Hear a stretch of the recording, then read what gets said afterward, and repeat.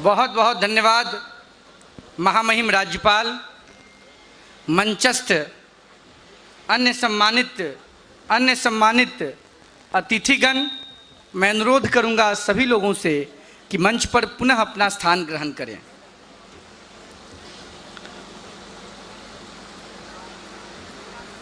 हम उस शख्सियत को सुनना चाहते हैं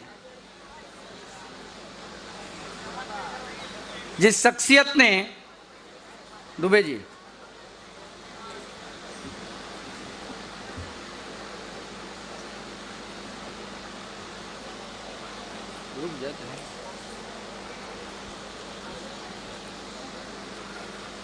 नीता खन्ना जी और उनकी मां लगातार समाज में अच्छा काम करती हैं। महामहिम के द्वारा उन सब लोगों को शुभकामनाएं दी जा रही हैं। माननीय सांसद नीरज जी भी मंच पर मौजूद हैं। हम उस शख्सियत को सुनना चाहते हैं जिस शख्सियत की चर्चा उनकी अनुपस्थिति में आज संत संवाद के दौरान कुछ घंटे पूर्व इस मंच पर हो रही थी। देश की वो शख्सियत जिन्होंने हर भूमिका में भारत की जो प्राचीन परंपरा है, भारत की जो संस्कृति और सभ्यता है, भारत का जो मूल है सनातन, उसके ध्वज को हिमालय से भी ऊपर ले जाने का प्रयास किया है। यहाँ उपस्थित जन्म से सभी सनातनी हैं। हम और आप अगर कुमकुम का अर्चन अपने हाथों से कर रहे हैं और माता ललितंबा को प्रसन्न करने का प्रयास भारत भूमि के मान को बढ़ाने के लिए करना चाह रहे हैं, तो ये कोई बहुत बड़ा विषय नहीं है, यह आपका और हमारा कर्तव्य है। लेकिन आरिफ मोहम्मद खान साहब हम लोगों से ज़्यादा सनातन के प्रति उत्कृष्ट सोच रखते हैं और अद्भुत काम करते हैं। केरल के महामहिम राज्यपाल आदरणीय आरिफ मोहम्मद खान साहब से हम निवेदन करते हैं विनम्रता से कि वह आएँ और श्री विद्या कोटि कुमकुमार्चन महायज्ञ के संपूर्ति समारोह को संबोधित करें। आदरणीय महामहिम।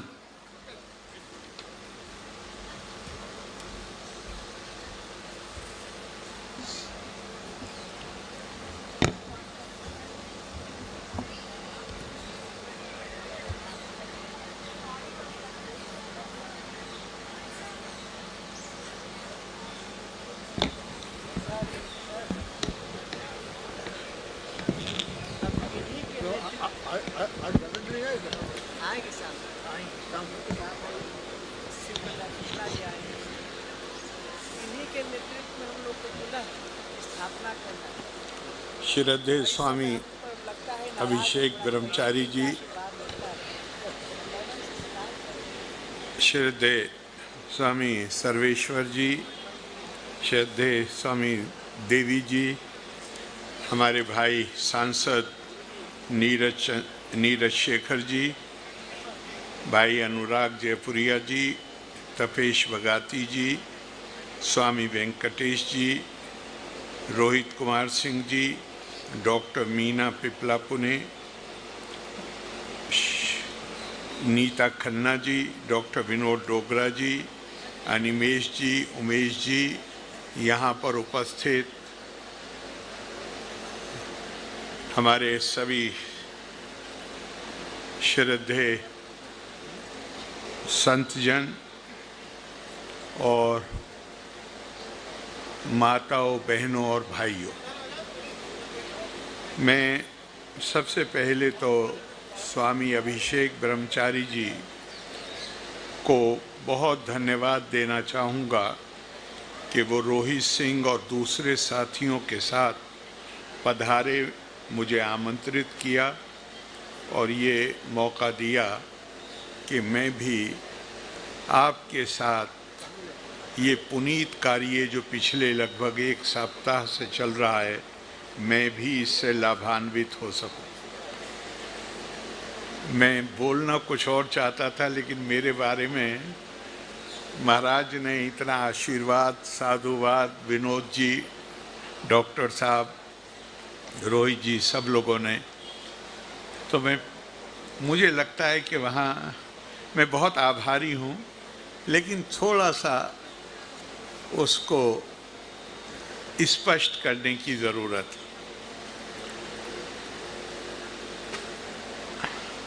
हमारे यहाँ कहा गया है, सूतो व सूत पुत्रो वायो व कोवा भवाम्यहम् देवा यत्तम कुले जन्मा मदा यत्तंतु पौरुषम।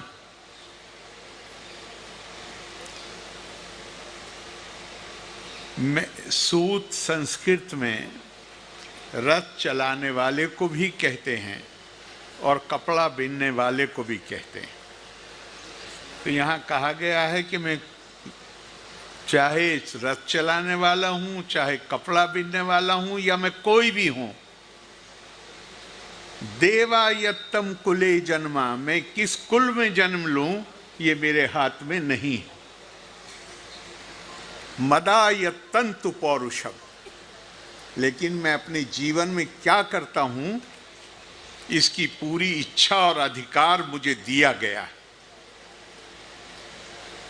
रोहित सिंह कह रहे थे कि वो अगर यहाँ पे शरीक होते हैं तो कह रहे हैं ये कोई ख़ास बात नहीं है। आरिफ मोहम्मद खान शरीक होते हैं तो ये ख़ास बात, बिल्कुल ख़ास बात नहीं। मैं भारतीय हूँ।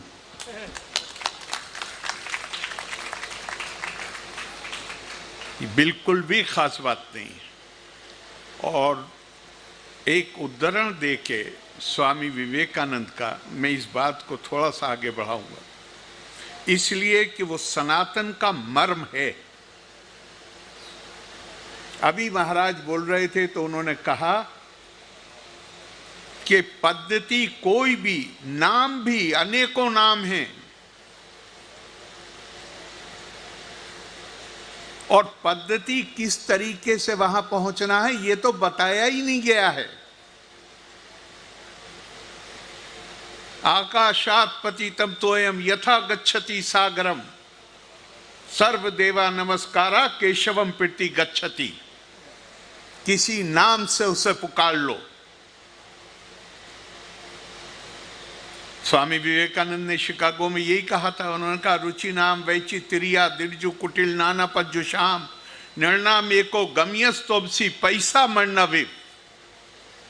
उन्होंने पूरी दुनिया को इस मंच से खड़े होकर बताया, मैं उस परंपरा से आता हूं जहां हमारे देश के लोग, उन्होंने 35 करोड़ की संज्ञा प्रयोग की थी, उस वक्त उतनी आबादी होगी, अपने दिनचर्या प्रारंभ करते हैं इस प्रार्थना के साथ कि प्रभु जिस तरह विभिन्न नदियां, नाले, चश्मे विभिन्न स्रोतों से निकलकर टेढ़े मेढ़े सीधे रास्ते लेते हुए समुद्र में लीन हो जाते हैं, इसी प्रकार हम इंसान अपनी अपनी प्रवृत्ति के अनुसार, अपनी प्रकृति के अनुसार, प्रकृति यान्ति भूतानि, हर व्यक्ति उस प्रकृति के अनुसार काम करता है जिस पर उसे प्रकृति ने पैदा किया। तो हम भी अपनी अपनी प्रवृत्ति और प्रकृति के अनुसार विभिन्न रास्ते लेते हुए प्रभु आखिर में तुझी में लीन हो जाते। और एक नहीं है,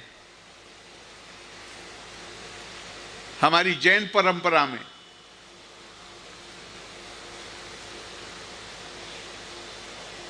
आचार्य हेमचंद बहुत बड़े ज्ञानी थे। राजा कुमारपाल उनके ज़माने में राजा थे। राजा कुमारपाल उनके ज्ञान से बड़े प्रभावित थे। दूसरे जो विद्वान थे उनके दरबार में उन्हें बुरा लगता था। एक बार राजा कुमारपाल ने द्वारका जाने का निश्चय किया। वो लोग बहुत खुश हुए कि राजा आरती करेंगे। आरती करने के बाद चूंकि आचार्य हेमचंद्र उनके बहुत नज़दीक हैं, हो गए हैं, तो वो थाली आरती करने के लिए उनकी तरफ बढ़ाएंगे। अब अगर वो आरती करेंगे राजा के थाली देने के बाद, तो वो अपने मत का खंडन करेंगे, और अगर आरती नहीं करेंगे तो राजा की नजरों में गिरेंगे। और बिल्कुल ऐसा ही हुआ। राजा ने आरती करने के बाद कुमारपाल ने थाली बढ़ा दी आचार्य हेमचंद की तरफ। उन्होंने थाली हाथ में ली और कहा, भव बीजांकुर जन्ना राग आद्या क्षेमु पागता यस्से ब्रह्मा व विष्णुर्वाहरो जिनोवा नमस्तस्मै। उन्होंने कहा, मुझे चाहे ब्रह्म हो, चाहे विष्णु हो, चाहे शिव हो, चाहे जिन हो, मैं तो उस वीत राग आत्मा को प्रणाम करता हूं। ये भारत की ये चीज आपको भारत किसी गैर भारतीय परंपरा में नहीं मिलेगी। ज्ञानार्थी नाम पुरता अनंत मार्गा संति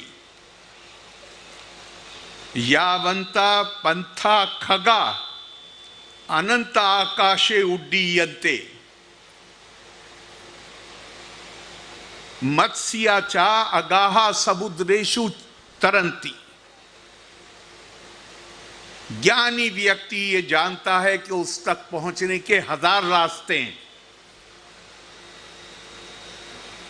1000 तो मैं ऐसे ही प्रयोग कर रहा हूं। हमारी परंपरा तो ये कहती है उतने रास्ते हैं जितने रास्तों से आकाश में चिड़ियां उड़ती हैं, उतने रास्ते हैं जितने रास्तों से मछलियां जल में तैरती हैं। ये सनातन की परंपरा है। ये तो लंबे, हमारी समस्या ये है कि लंबे समय तक विदेशी शासन के कारण, अभी महाराज कह रहे थे, वो केवल नास्तिकता नहीं आई। हमने जो सार्वभौमिक दृष्टिकोण है सनातन का, हमें बताया गया कि नहीं, ये सिर्फ एक मत के मानने वालों का है। नहीं, आप विश्व कल्याण की बात क्यों करते हैं?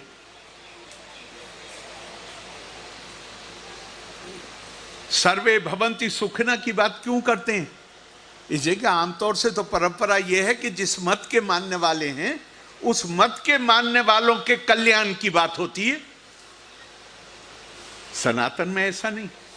सनातन में तो सर्वे भवन्तु सुखिनः सर्वे सन्तु निरामया सर्वे भद्राणि पश्यन्तु मां कश्चित् दुख भाग भवेत्। और इसलिए स्वामी विवेकानंद ने कहा कि मैं मुसलमान की मस्जिद में भी जाऊंगा, मैं ईसाई के चर्च में भी जाऊंगा, मैं पारसी के का जो जिसे आतिश कदा कहते हैं उनका जो पूजा स्थल होता है, मैं वहां भी जाऊंगा, मैं यहूदी के पूजा स्थल में भी जाऊंगा, और मैं उस हिंदू के साथ जो तपस्या है उसके साथ भी बैठूंगा। क्यों? कि हमारे लिए ये सब परम सत्य का अनुभव। भारत में धर्म की जो कल्पना है, पहली बात तो ये कि रिलीजन, धर्म का ट्रांसलेशन, अनुवाद नहीं। धर्म तो कुछ और ही है। धर्म में क्या खूबसूरत छोटी सी कहानी कि जब वो परीक्षित की मृत्यु हो गई तक्षक के काटने से, सांप के काटने से, और उन्होंने सर्प सत्ता जो यज्ञ किया सांपों को मारने के लिए, उस वक्त आस्तिक नाम का सांप, नागा, सांप नहीं कहना चाहिए, नागा, जिसकी मां नागा थी और पिता एक बड़े ऋषि थे, उसने परीक्षित को कहा कि तुम अधर्म कर रहे हो। उसने कहा मैं न्याय पर हूं, मेरे पिता की हत्या की है, मैं न्याय के मुझे न्याय चाहिए। उसने कहा धर्म न्याय के बारे में नहीं होता, धर्म तो करुणा और प्रज्ञा, धर्म का मतलब है करुणा, दया, प्रज्ञा।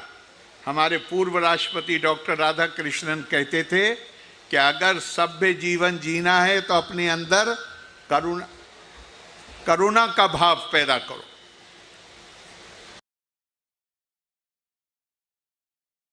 महिलाओं में नैसर्गिक तौर पर आता है, प्रकृति ने उन्हें दिया है। पुरुष को इसके लिए खास तौर से कोशिश करनी चाहिए। तो धर्म एक और जगह पे महाभारत में, जब पांडव उनको वनवास हो गया है, वो वहां रह रहे हैं, तो दुर्योधन, कर्ण, शकुनी अपनी पूरी लाव लश्कर के साथ, और ये आनंद लेने के लिए कि वो कितने कष्ट में हैं, देखने के लिए जंगल में जाने का फैसला करते हैं। और वहां पे वो टेंट लगा रहे हैं, नाच गाना हो रहा है, अच्छे अच्छे खाने पक रहे हैं, भीम को उसकी सुगंध आ रही है, जो भीम के साथ अत्याचार है, और एकदम से सब हाहाकार मच जाती है। जानकारी कराई गई, क्या हुआ, पता चला गंधर्वों ने हमला कर दिया और सबको, हमले में सबको, सारे कौरवों को और उनकी फौज को, उनके लाव लश्कर को उन्होंने बंधक बना लिया। तो युधिष्ठिर को जब पता चला, जो धर्मराज हैं याद रखिएगा, तो वो कहते हैं अपने भाइयों से कि हमें कौरवों की मदद करनी चाहिए। कौरवों के निकाले हुए हैं, जंगल में जीवन बिता रहे हैं और कह रहे हैं हमें कौरवों की मदद करनी चाहिए। तो द्रौपदी ने कहा कि क्यों, हमें उनके हाल पे क्यों नहीं उनको छोड़ देना चाहिए, और भाइयों ने भी वही बात दोहराई। तो धर्मराज ने कहा कि इस समय कौरव निस्सहाय हैं। धर्म का मतलब है निस्सहाय की सहायता करना, और अगर हम सहायता नहीं करते हैं तो जिस तरह उनका आचरण अधर्म पर आधारित है, हम भी अधर्मी हो जाएंगे। धर्म का मतलब रिलीजन नहीं है। आप विनोद जी ने सही कहा, उन्होंने कहा कि पूजा पाठ नहीं आती उसमें, वो तो आपका जैसे जी चाहे वैसे करिए। उत्तम सहज अवस्था, द्वितीय ध्यान धारणा, तृतीय प्रतिमा पूजा, होम यात्रा चतुर्थे, अचिंत्य सिया प्रामे यस्या निर्गुण सिया शरीरिना, उपासका नामो सिद्धियार्थम ब्राह्मणो रूप कल्पना। जिस तरीके से चाहे करिए। आपका यज्ञ विश्व शांति। आपको विश्व शांति की चर्चा क्यों है? अरे अपनी शांति देखें। हमें चिंता है क्योंकि हमारी जो परंपरा है वो स्वार्थ की परंपरा नहीं है। सनातन की जो परंपरा है वो ये जानती है, जो आज यूनाइटेड नेशंस कह रहा है, कहता है कि गरीबी कहीं भी हो, वो समृद्धि जहां भी होगी उसके लिए खतरा है। अशांति कहीं भी हो, जिन समाजों में शांति है उनके लिए अशांति कहीं भी हो वो खतरा है।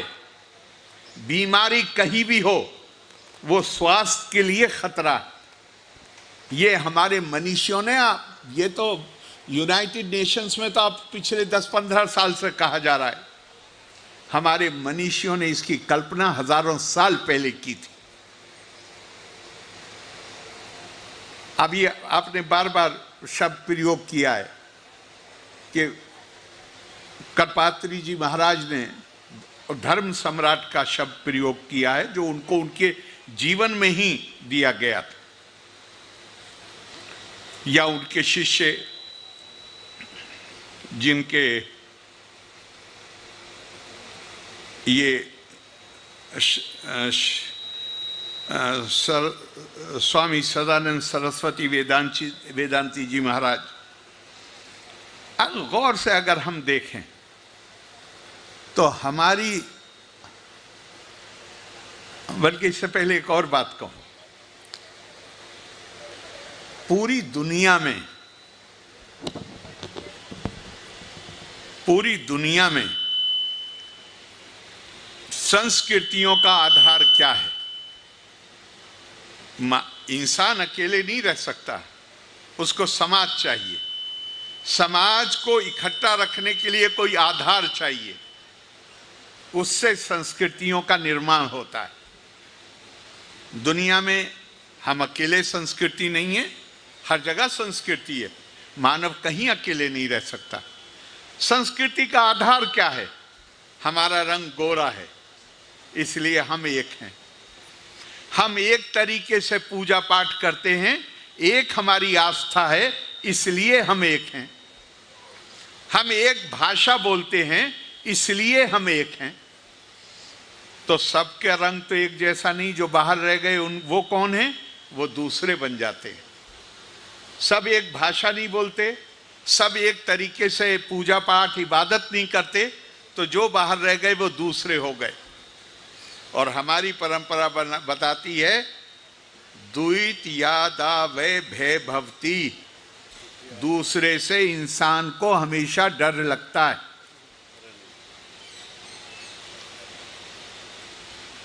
अरबी में भी है, अन्ना सो आदा उमा जहिल, जिस चीज को हम नहीं जानते हैं हम उसके दुश्मन बन जाते हैं। तो ये दुनिया, इसका नतीजा क्या हुआ? इसका नतीजा ये हुआ कि दूसरे देशों पर आक्रमण करके कब्जे किए गए।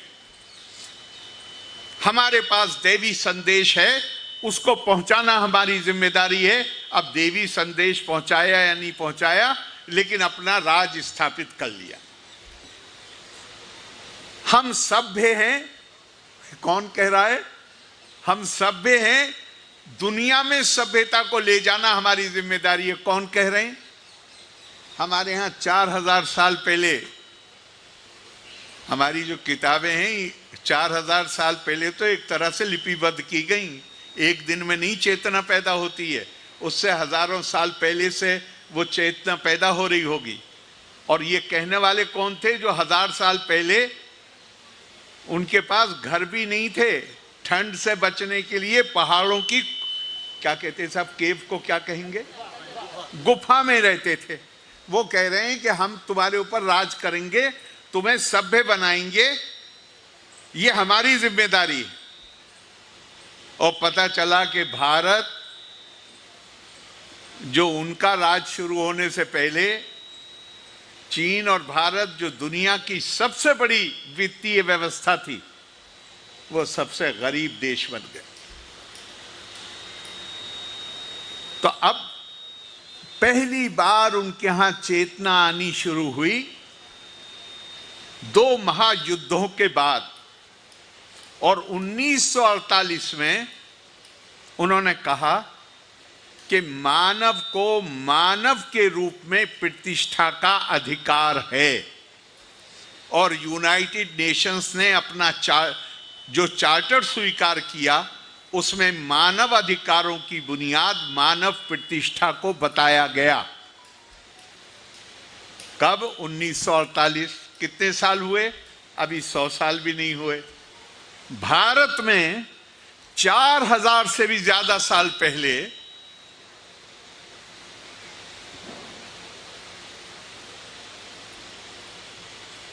आपके मैं अंदर घुसा तो आदि शंकराचार्य के कई जगह चित्र लगे हुए हैं।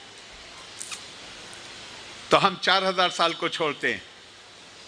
1100-1200 साल पहले एक नौजवान निकलता है केरला के एक गांव कालड़ी से, पूरे देश का भ्रमण करता है, 4 मठ स्थापित करता है और हर मठ को एक महावाक्य देता है।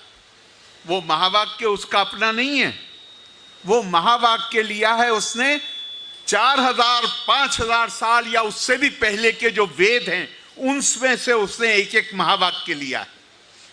अहम ब्रह्मास्मि तत्त्वमसि, प्रज्ञानम ब्रह्मा, अयम आत्मा ब्रह्मा। चारों का उद्देश्य क्या है? ये बताना कि सनातन परंपरा के अनुसार हर मानव में के अंदर अंतर्निहित दिव्यता है। मैं आलोचना नहीं कर रहा हूं। पश्चिमी देशों ने मानव प्रतिष्ठा को सिद्धांत के रूप में स्वीकार किया 1948 में, और भारत के मनीषियों ने 4000 साल से भी पहले ज्यादा मानव की दिव्यता के सिद्धांत को स्वीकार किया।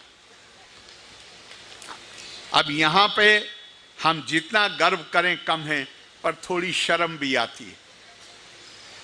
अगर हमने दुनिया को यह संदेश दे दिया होता तो 1948 में यूनाइटेड नेशंस के डिक्लेरेशन की जरूरत नहीं पड़ती। हम अंतर्मुखी हो गए। स्वामी रंगनाथानंद कहते हैं, मैं उस स्वामी रंगनाथानंद पे भूल भी सकता हूं तो मुझे याद दिला दीजिएगा, लेकिन उससे पहले मैं गुरुदेव रविंद्रनाथ टैगोर ने क्या कहा। उन्होंने कहा, मैं भारत से अगाध प्रेम करता हूं,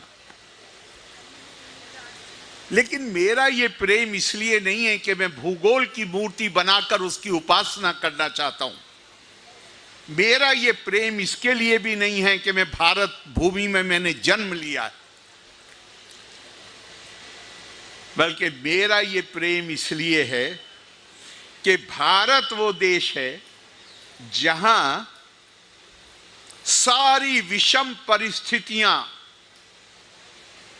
के बावजूद भारत ने अपनी पुत्रियों और पुत्रों के उन शब्दों की जीवंतता को, प्रबुद्ध जीवंतता को सुरक्षित करके रखा, अक्षुण्ण करके रखा। यानी भारत की संस्कृति ज्ञान की संस्कृति है, और ज्ञान की संस्कृति और भौतिक संस्कृति में जो फर्क है, चले जाइए यहां दिल्ली में हाई कोर्ट के सामने लाल किला है,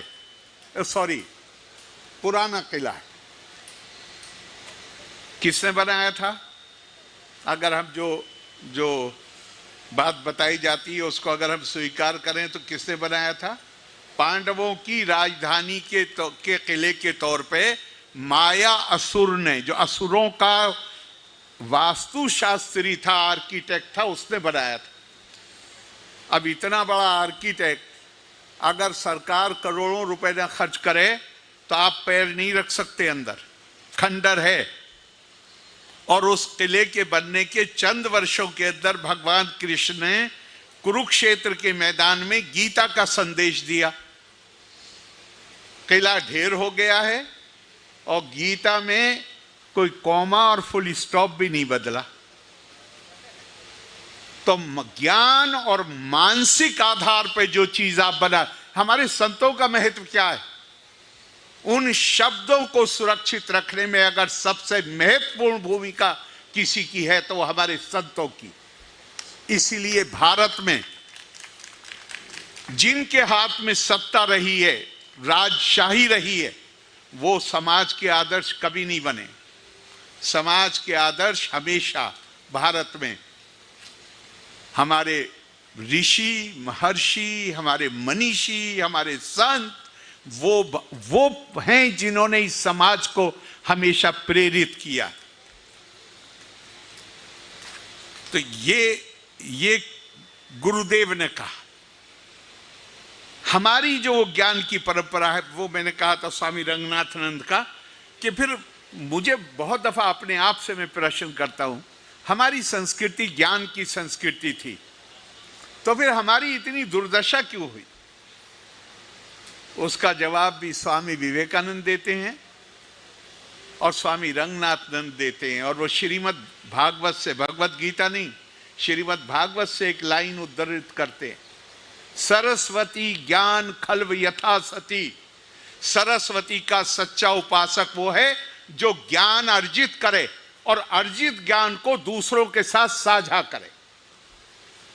जो उस ज्ञान को साझा नहीं करे वो मां सरस्वती का उपासक नहीं, मां सरस्वती का खलनायक है।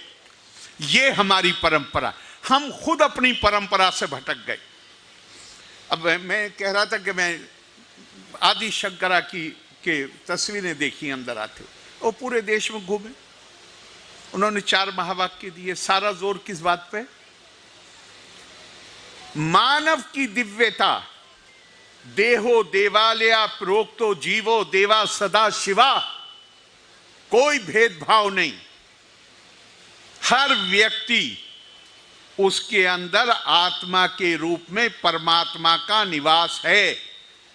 शंकराचार्य ने ही कहा, श्लोकार्धेना प्रवक्ष्यामि यदावंता गिरंथा कोटिशा ब्रह्म सत्यम जगत मिथ्या जीवो ब्रह्मेवा ना परा। हजारों किताबों में जो लिखा हुआ है वो मैं तुम्हें बताता हूं, आधी लाइन में, आधे श्लोक में। वो क्या है? ब्रह्म सत्य है, जगत मिथ्या है और जीव ही ब्रह्म है। ये नहीं कहा कि जो किसी खास परंपरा को मानने वाला है वो ब्रह्म है, कहा जीव ही ब्रह्म है। और इसीलिए इंसान नहीं, इस परंपरा में अगर किसी का विश्वास है तो इंसान तो छोड़ दीजिए, वो तो हमारे यहाँ आता है कि जितने भी जीव हैं उसमें उसका सर्वोच्च स्थान। लेकिन हमें ये भी अधिकार नहीं है, अगर इस परंपरा के प्रति आदर है, इसके प्रति आस्था है, तो हमें ये भी अधिकार नहीं है कि हम जानवर के साथ भी ज्यादती कर सकें, चिड़िया के साथ ज्यादती कर सकें, पानी के जीवों के साथ ज्यादती कर सकें। और तो छोड़िए, पत्थर में भी लात मारने का अधिकार नहीं। पता नहीं किस पत्थर में अहल्या हो, और कौन जाने कि हम अगले जीवन में पत्थर हों। तो हम अगर खुद, मैं आपसे कहता हूं, दुनिया में आज जो हालत है, आप शांति के लिए यज्ञ कर रहे हैं, दुनिया शांति के लिए तरस रही है। और शांति शांत विचारों से आ सकती है, शांति डंडे के जोर से नहीं लागू की जा सकती। और शांत विचार क्या है? शांत विचार है कि दूसरे के अंदर देहो देवालया प्रोक्तो जीवो सदा शिवा। अगर आप इंसान के जिस्म को प्रभु के मंदिर के तौर पे देखने लगें, आप अहम ब्रह्मास्मि तत्वमसि का जो संदेश है, हम अगर उसको अपने आचरण में उतार लें, तो जो दिव्य तत्व आपके अंदर है वही मेरे अंदर है। तो कभी मैं हिम्मत कर सकता हूं आपके पैर पे पैर रखने की? कर ही नहीं सकता। ये संदेश दुनिया को कैसे दिया जाए, ये काम मैं अपने बारे में अक्सर कहता हूं, मुझे बड़ा आपने श्रेय दिया। अरे भैया, बचपन से मालिक ने पढ़ने का शौक दिया, खेल का नहीं, कुछ चीज नहीं, तो इसलिए बोल लेते हैं। लेकिन हमारी परंपरा ये कहती है कि मैं जो कुछ बोला हूं, अगर इसे वास्तविक रूप में मैंने अपने अंदर धारण कर लिया तो मेरी बोलती बंद हो जाएगी। यतो वाचो निवर्तन्ते अप्राप्या मनसा सहा, बोलती ही बंद हो जाएगी। फिर जैसे गूंगे आदमी से पूछिए कि खीर कैसी है, तो वो बेचारा इशारों में ही बता सकता है, फिर बोल के तो वो बता नहीं सकता। ये हमारी संस्कृति, हमें एक तो अपने दिमाग से ये निकालना पड़ेगा कि ये संस्कृति का संदेश किसी एक संप्रदाय, एक मत या एक परंपरा, इसकी महत्ता को बता दीजिए, दुनिया इसको स्वीकार करेगी। इसलिए कि ये अकेली परंपरा है जो ये नहीं कहती कि इसके आदर्शों को और जो इसके बुनियादी मूल्य हैं उनको पे चलने के लिए आपको कहीं कुछ धर्मांतरण या कुछ करना पड़ेगा, है ही नहीं। तो यहाँ तो कल्पना क्या है, दूसरी परंपराओं में कल्पना है कि आप गलत रास्ते पे हैं, सही रास्ते पे आ जाइए।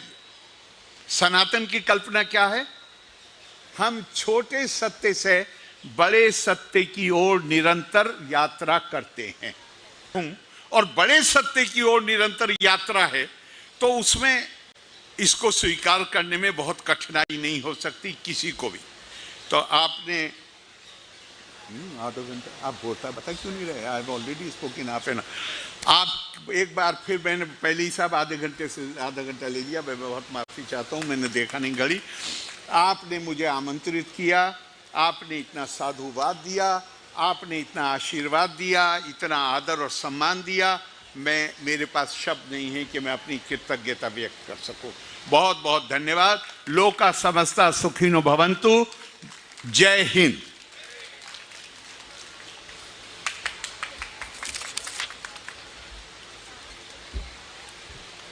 बहुत बहुत धन्यवाद महामहिम राज्यपाल आदरणीय आरिफ मोहम्मद खान साहब। महामहिम के उद्बोधन के बाद धन्यवाद ज्ञापन की प्रक्रिया होनी है, लेकिन ट्रैफिक जैम में फंसे होने के कारण हम लोगों के बीच विलंब से पहुंचे हैं, तो मैं अपने शब्दों से उनका अभिनंदन इस मंच पर करता हूं। भारत सरकार के पूर्व रक्षा एवं पर्यटन मंत्री, राज्य मंत्री और वर्तमान में नैनीताल से लोकसभा के सदस्य, भारतीय जनता पार्टी के वरिष्ठ नेता माननीय अजय भट्ट जी आए हैं। हम उनका स्वागत और अभिनंदन करते हैं। आदरणीय नीरज शेखर जी पहले से बैठे हुए हैं, हम उनका स्वागत तो कर ही चुके हैं। मैं अनुरोध करूंगा पूज्य स्वामी अभिषेक ब्रह्मचारी जी महाराज से कि आपके द्वारा धन्यवाद ज्ञापन की प्रक्रिया को पूर्ण किया जाए। पूज्य स्वामी जी।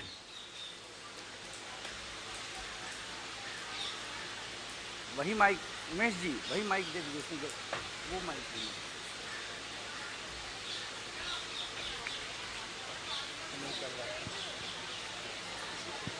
गड़बड़ बाबू ऑफ हो जाता है। धर्म की जय हो। अधर्म का, प्राणियों में विश्व का, गो हत्या, गौ माता की, धर्म सम्राट स्वामी श्री करपात्री जी महाराज की, जगत गुरु शंकराचार्य भगवान की, ब्रह्मलीन स्वामी श्री वेदांती जी महाराज की, हर हर महादेव। हम लोग के बीच कर्नाटक से एस प्रकाश जी आए, कृपया आप मंच पर आए। हम धन्यवाद देते हैं स्वामी सर्वेश्वरानंद सरस्वती जी महाराज से कि इन्होंने इस मंच की अध्यक्षता की। हम धन्यवाद देते हैं देवी जी महाराज का जो अपना बहुमूल्य समय हम लोग को प्रेषित किया। हम धन्यवाद देते हैं वेंकटेश जी का जो कल से लगातार हमारे कार्यक्रम में एक कार्यकर्ता की भांति काम कर रहे हैं। हम धन्यवाद देते हैं डोगरा जी को कि जो लगातार इस कार्यक्रम के आयोजक मंडल के सदस्य के रूप में इस कार्यक्रम को व्यवस्थित करने का प्रयास कर रहे हैं। हम धन्यवाद देते हैं संस्कृत की विदुषी गीता मित्तल जी को और उनकी माँ को कि उन्होंने सवेरे से अपना उद्गार इस यज्ञ में व्यक्त किया। हम धन्यवाद देते हैं शारदा जी और सौजन्या जी से कि लोग लगातार प्रयासरत हैं कि इस यज्ञ को कैसे सफल बनाया जाए। हम धन्यवाद देते हैं हम लोग के अत्यंत, भैया रुको, पानी है भैया, 5 मिनट रुक जाओ ना, 5 मिनट बात करो। हम धन्यवाद देते हैं उत्तराखंड के प्रतिष्ठित और भारत में अपनी सरलता का छाप छोड़ने वाले, जिनके यहाँ नित्य निरंतर हमको लगता है कि भगवान के भजन और भगवान के विषयों की ही चर्चा होती है। जब भी इनके घर में पहुंचिए तो कहीं ना कहीं के महाराज पहुँचे रहते हैं। और सबसे बड़ा धन्यवाद को हम इनके पत्नी को देते हैं। एक छोटा सा उदाहरण महामहिम आपको बताना चाहते हैं। जब श्री अजय भट्ट जी का ओथ हो रहा था, उसमें पुष्पा भट्ट इनकी पत्नी सम्मिलित नहीं थी। कारण ये था कि बद्रीनाथ जी के कोई डिमरी की क्या रावल होते हैं, उनको इन्होंने निमंत्रित किया था कि हमारे घर आपको भोजन में आना है।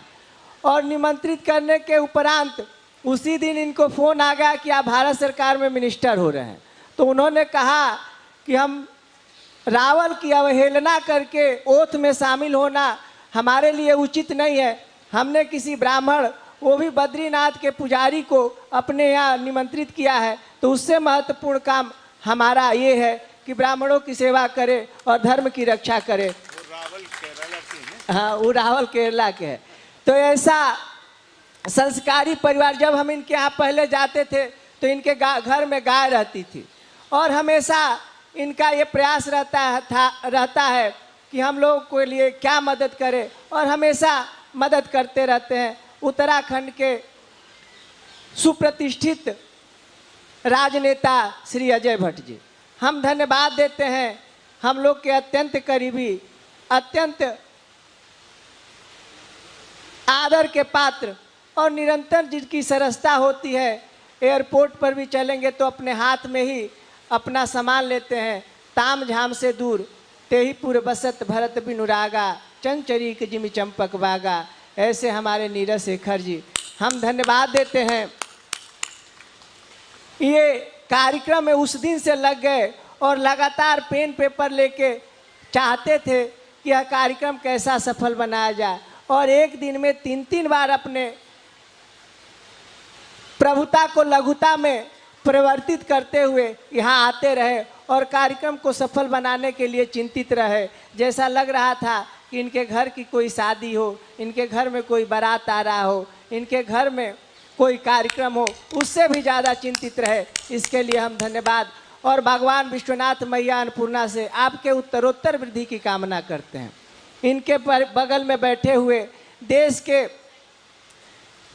मूर्धन्य लोगों के साथ बैठ के रणनीति और आदि विषयों पर सटीक जानकारी रखने वाले और अपने विद्वता से सबको प्रभावित करने वाले कश्मीर के वरद पुत्र काश्मीर रेतु सरस्वती, तो स्वाभाविक है कि वहाँ विद्वता झलक के आएगी श्री तपेश बगाटी जी। और इस मंच के सबसे महत्वपूर्ण सदस्य अनुराग जयपुरिया जी, इनके बारे में बताना और कहना बस के बात नहीं है। हम लोग सुनते हैं कि मनस्य एकः वचस्य एकः कर्मण्य एकः महात्मना। मन में, वचन में और कर्म में जिनकी वाणी एक हो वही महात्मा होता है। तो इनके यहाँ से जब हाँ निकला तो उन काम निश्चित ही होगा, यह दूसरा बात जानते ही नहीं है। और अत्यंत हम लोग का ख्याल रखने के लिए ये हमेशा तत्पर रहते हैं। ऐसे श्री अनुराग जयपुरिया जी इस कार्यक्रम में बेंगलोर से चल के श्री एस प्रकाश जी आए हैं, हम उनको भी धन्यवाद देते हैं। इस कार्यक्रम में सबसे कोने में बैठे श्री राकेश बिंदल जी भी हैं, जो कि धर्म के क्षेत्र के बादशाह कहे जाते हैं। जब भी हम किसी धार्मिक कार्यक्रम में जाते हैं तो उसके अध्यक्ष श्री राकेश बिंदल जी पता नहीं कैसे हो जाते हैं, और इनके बिना जैसे तुलसी पत्ता के बिना भोग नहीं लगता है, वैसे हमको लगता है कि राकेश बिंदल जी के बिना कोई कथा नहीं होती है, कोई धार्मिक आयोजन भी नहीं होता है। आप भी इस कार्यक्रम में हैं, हम आपका भी धन्यवाद देते हैं। और सबसे अंत में हम स्वागत करना चाहते हैं केरला के महामहिम राज्यपाल और उत्तर प्रदेश के लाल। और जब ये अपनी ज्ञान सरस्वती का प्रवाह हम लोग के सम्मुख कर रहे थे, तो लग रहा था कि कहाँ का पंडित, कहाँ का वैद्य, कहाँ का विद्वान। महाभारत में भी उतनी गति देखने को मिल रही थी, भागवत गीता में भी वही प्रभाव देखने को मिल रहा था, पुराण और साहित्य के दर्शनों में भी वही गति देखने को मिल रही थी। विवेकानंद और स्वामी करपात्री जी महाराज पर भी उतना पकड़ बनाए हैं। अन्य धर्मों के एकमात्र अपने मन मस्तिष्क में समाकर चलता फिरता लाइब्रेरी के रूप में आपने हम लोग के सामने अपने आप को प्रस्तुत कर दिया। तो वहाँ तो बात अपने आप छोटी पड़ जाती है कि किस शब्द से आपका स्वागत और किस ओर से आपका धन्यवाद दिया जाए। परंतु इस अखिल भारतीय धर्म संघ के मंच पर आपका भी स्वागत है। जैसा कि डॉक्टर डोगरा जी ने बताया कि अखिल भारतीय धर्म संघ उन सब व्यक्तियों का सम्मान करता है जो देश के लिए, राष्ट्र के लिए और समाज के लिए तत्पर रहता है। उन श्रेणी में आपका भी एक योगदान है। हम देखते रहे कि आपने संवैधानिक पद को कितना महत्वपूर्ण ढंग से निभाया। कुछ दिन पहले, लगभग साल भर पहले, एक पेपर में न्यूज आया कि महामहिम राज्यपाल आरिफ मोहम्मद खान और सरकार के बीच में टनी। तो देखने के बाद आदमी को लगता है कि क्या बात है। हमने उसको क्लिक किया तो पढ़ा कि सरकार में जितने पार्टी के कार्यकर्ता है उन लोगों को 2-3 साल के लिए कहीं रख दिया जाता है और सरकार उनको पेंशन देती है। इसका आपने पुरजोर विरोध किया। और सनातन धर्म में यही होता है कि सनातन धर्म का यही एक मूल बिंदु है कि भ्रष्टाचार को मिटा दो और कोई व्यक्ति लाभ न पाए, संस्था पाए। और संस्था जब बची रहेगी तो व्यक्ति बचा रहेगा और व्यक्ति बचेगा तो पुनः संस्था का निर्माण कर लेगा। तो संस्था को बचाना ज़्यादा जरूरी है। आपने संवैधानिक संस्था के पद पर रहते हुए, संस्थागत नियमों का पालन करते हुए अपने आप को भारत भूमि के वरद पुत्र के रूप में स्थापित किया। इसके लिए आपको कोटिशः धन्यवाद यह अखिल भारतीय धर्म संघ का मंच आपको दे रहा है। और पुनः आप इस कार्यक्रम में आए, इसके लिए हम हृदय से आभार व्यक्त करते हैं। और इस कार्यक्रम में आप तक हमको जोड़ने में हम लोग के भाई, जो हम लोग जब झोला लेके घूमते थे तो मुजफ्फरपुर के रहने वाले श्री अनिमेष आनंद जी, जिसको हम लोग विविध नामों से पुकारते हैं, ये भी हम लोगों के साथ हंसते खेलते घूमते रहते हैं। श्री अनिमेष आनंद जी की भी भूमिका रही और इन्होंने ही प्रेरित किया कि महामहिम गवर्नर हाउस में है, आप भी चलिए और मिलेंगे तो निश्चित रूप से गवर्नर साहब आएंगे। और आप हमारे यहाँ आए, इसके लिए हम पुनः धन्यवाद देते हैं। क्योंकि तीसरे चौथे का काम तो हो जाता है, परंतु जब निजी काम होता है, आज हमारे स्वामी वेदांती जी महाराज की जयंती संपूर्ति का शताब्दी जयंती संपूर्ति कार्यक्रम का विश्राम सत्र चलने वाला है। इसलिए पुनः आपको धन्यवाद देते हुए रोहित जी से आग्रह करेंगे कि जो अपने विशिष्ट अतिथि हैं, विशिष्ट लोग हैं, महामहिम राज्यपाल के हाथों उनका सम्मान हो जाना चाहिए। अस्तु श्री। हर हर महादेव। बहुत धन्यवाद पूज्य स्वामी जी।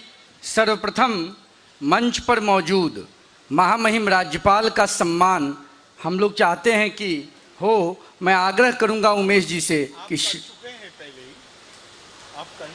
भगवान राम की तस्वीर से सर। हाँ।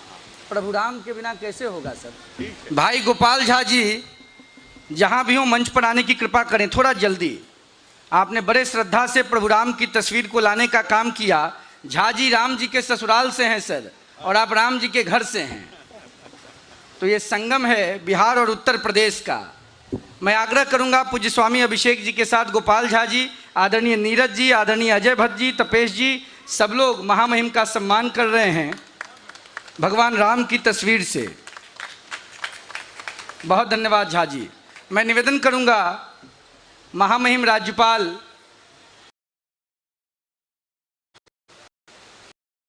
आदरणीय, एक मिनट उसको अब रख दीजिए, आरिफ मोहम्मद खान साहब से कि समाज में जो महिलाएं लगातार उत्कृष्ट कार्य कर रही हैं, उसमें माता और पुत्री श्रीमती नीता खन्ना जी और उनकी वयोवृद्ध माँ, जिनकी माता जी आज से 70 साल पहले, 80 साल पहले संस्कृत की हेड ऑफ डिपार्टमेंट हुआ करती थी सागर में। उनकी सुपुत्री अभी 86 वर्ष की हैं और वो समाज में काम कर रही हैं। अंगवस्त्र से उनका सम्मान महामहिम राज्यपाल केरल श्री आरिफ मोहम्मद खान साहब के हाथों।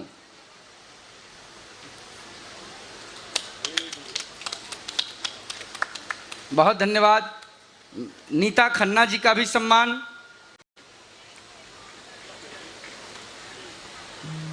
हमारी दो बहनें सौभाग्या जी और सारिका और सौजन्या जी हैं। शारदा जी, शारदा सारिका सब जगदम्बा हैं। और सभी जगदम्बाओं की प्रतिनिधि के रूप में दो बहनों का सम्मान महामहिम राज्यपाल आरिफ मोहम्मद खान साहब के हाथों।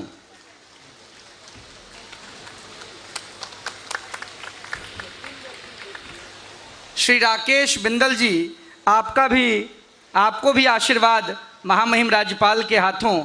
इतना धर्म का काम आप करते हैं, एक शरीर और कई जगह विद्यमान होकर एक साथ कई आयोजनों को आप ताकत देते हैं।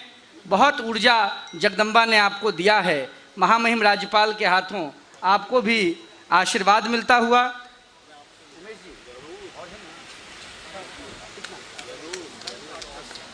मैं निवेदन करूंगा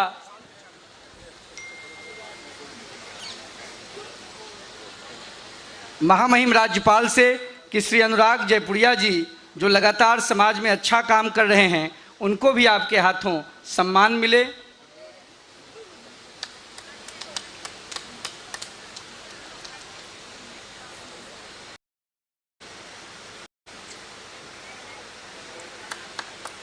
आपका पारिवारिक रिश्ता स्वर्गीय चंद्रशेखर जी से रहा है, जिसकी चर्चा आदरणीय सांसद बड़े भाई नीरज जी ने भी की। हम चाहेंगे आपके हाथों ऊर्जा हम लोगों के नेता, लोकप्रिय युवा नेता आदरणीय नीरज जी को भी मिले आपके हाथों। बहुत धन्यवाद महामहिम राज्यपाल। मैं निवेदन करूंगा पुनः महामहिम से कि उत्तराखंड देवभूमि से आने वाले हम लोगों के बड़े भाई आदरणीय अभिभावक श्री अजय भट्ट जी को भी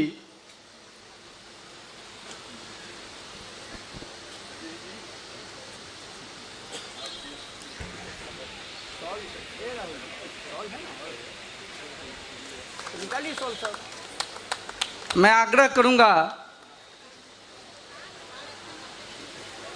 खोलिए जल्दी। बड़े भाई तपेश बगाती जी कश्मीरी पंडित हैं और देश भर में कश्मीर के विषय पर बहुत बड़ा काम कर रहे हैं। इनका लड़का भी बहुत काम करता है, अरहन। और हम लोगों के बड़े भाई आदरणीय नीरज जी के 40 साल पुराने मित्र हैं, उनका भी सम्मान आदरणीय महामहिम के हाथों होता हुआ।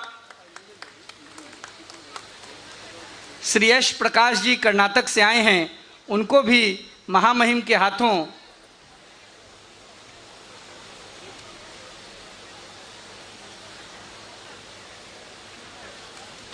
बड़े भाई श्री नीरज शेखर जी को, चूंकि बलिया तो हम चाहेंगे कि महाराज जी के हाथों उनको भी शॉल उड़ाकर सम्मानित किया जाए। आदरणीय महामहिम की उपस्थिति में आदरणीय नीरज शेखर जी। श्री जयपाल सिंह नयाल जी, आप भी मंच पर आए। भाग्यनगर से पूरे देश में लगातार सनातन का अलख जगा के आप चलते रहते हैं। आपको भी अंगवस्त्र से महामहिम राज्यपाल का आशीर्वाद मिले। श्री गोपाल झा जी लगातार समाज में अच्छा काम कर रहे हैं, उनको भी महामहिम राज्यपाल के हाथों आशीर्वाद मिलता हुआ। भारतीय जनता पार्टी के कर्मठ नेता कार्यकर्ता, बहुत बहुत धन्यवाद। अभी का यह सत्र अपनी शांति की ओर बढ़ रहा है। हम महामहिम को और सम्मानित सभी अतिथियों का